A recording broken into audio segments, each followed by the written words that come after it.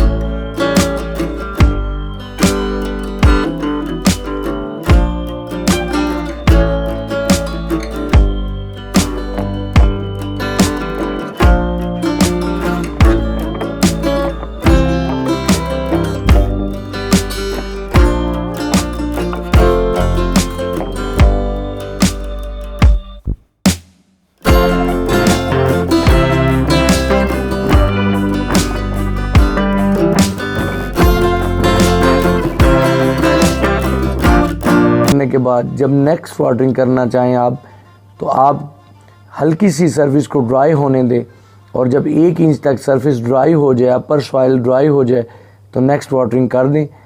इसे कोई ख़ास खाद की भी ज़रूरत नहीं होती।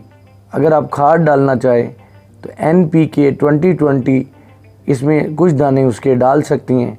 खाद जब भी डालें तो सॉइल को पहले वेट कर लें, फिर आप इसमें जो है वो दाने डालें।